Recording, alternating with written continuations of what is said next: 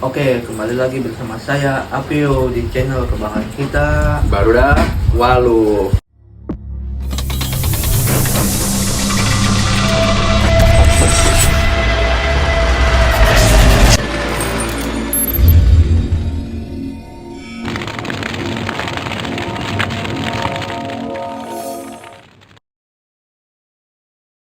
Nah, di sini ada bintang tamu kita dari Purwakarta yang jauh-jauh datang ke sini untuk podcast di channel saya.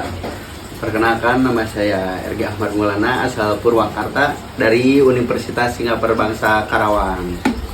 Nah, di sini kita akan podcast tentang birokrasi administrasi 4 khalifah. Nah, apa yang Anda ketahui tentang birokrasi administrasi 4 khalifah? Coba. Jadi awal mulanya setelah Kangjeng Nabi Muhammad SAW meninggal, pemerintahan itu dipegang oleh para khalifah yang disebut juga Khulafaur Rasyidin yang berjumlah 4. Yang pertama adalah Abu Bakar As-Siddiq, yang kedua Umar bin Khattab, yang ketiga Utsman bin Affan, dan yang terakhir adalah Ali bin Abi Thalib. Nah, dan di masa inilah pemerintahan Islam mulai berkembang, lebih tertata dan lebih terstruktur. Nah, terus lanjut pada kepemimpinan Abu Bakar As-Siddiq. Jadi pada masa kepemimpinan Abu Bakar As-Siddiq itu fokus pemerintahan itu terfokus menjaga persatuan umat dan stabilitas negara. Nah, Oh, jadi pada masa Abu Bakar pemerintahannya itu hanya berfokus pada persatuan umat dan stabilitas negara. nah iya, jadi pada masa Abu Bakar itu kepemimpinannya itu dia terfokus pada persatuan umat dan stabilitas negara saja gitu. Oke, kita lanjut. Kemudian pada masa Umar bin Khattab,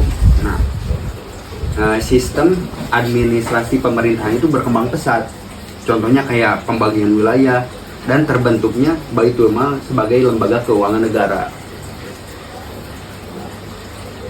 Oh, jadi apa sih manfaat atau gunanya Baitul Mal? Oke, manfaat atau gunanya Baitul Mal itu, jadi Baitul Mal itu kan sebagai lembaga keuangan negara.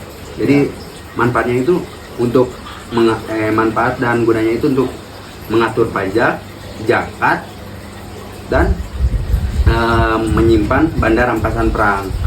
Dan harta-harta tersebut itu disalurkan untuk masyarakat miskin dan bisa juga untuk fasilitas negara itu tersebut. Nah, jadi begitu gunanya Baitul Mal.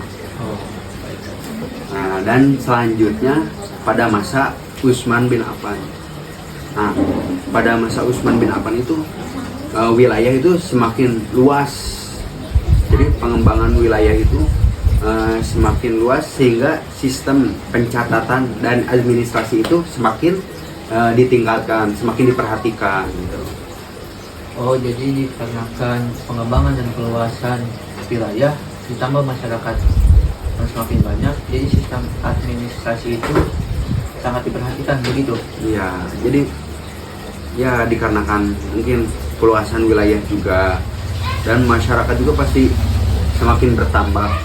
Nah, jadi di masa pemerintahan Utsman bin Affan itu beliau memperhatikan sistem administrasi dan pencatatan gitu.